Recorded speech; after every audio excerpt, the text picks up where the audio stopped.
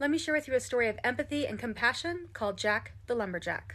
Jack the Lumberjack was out working one day when a terrible accident occurred, and he lost his right arm.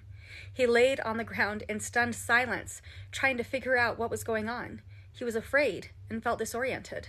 Joe was the first one to see him, and he made a point to only look at him out of the corner of his eye, and as he continued to walk by, he said under his breath, "I'm glad it wasn't me." A few moments later, Benny came by, and Benny said, "Well, what did you think was going to happen, Jack? You're the one that signed up to be a lumberjack. You assumed the risk, so I'm sorry, but what did you expect was going to happen?" Next came Sam, and Sam said, "Oh, being left-handed is better anyway. We have our own set of scissors and everything. This is probably going to be the best thing that ever happened to you. Look on the bright side."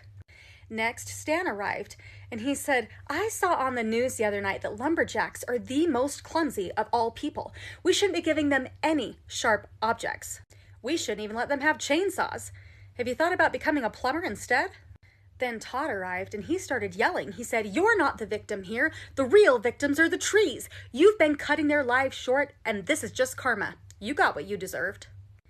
Jack was stunned. He had spent his entire life providing for his family as a lumberjack, and now his very real pain was being dismissed and his very real experience minimized simply because other people had opinions.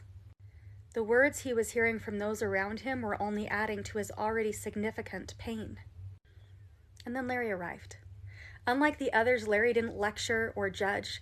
He just rushed towards Jack and said, "Jack, it looks like you're hurting. Let's get you the help that you need." Larry loaded him up in his truck and took him to the hospital to get the care he needed.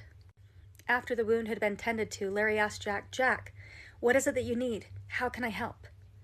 Jack felt a little sheepish, but he said, "Could you please help me with my shirt? It has buttons and I don't know how to do them up on my own. Can you help me?"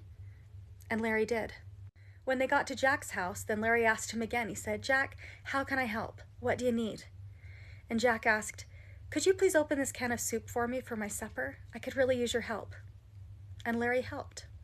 Weeks went by, and Jack's physical and emotional wounds began to heal. One day Larry came by and he said, "Jack, how are you? How can I help you? What do you need?" Jack said, "I'm actually feeling a lot better, and I think I'm ready to go back to work. I know I can't be a lumberjack anymore, but will you please help me to write a new resume and call around for some referrals? I could really use your help." And Larry helped.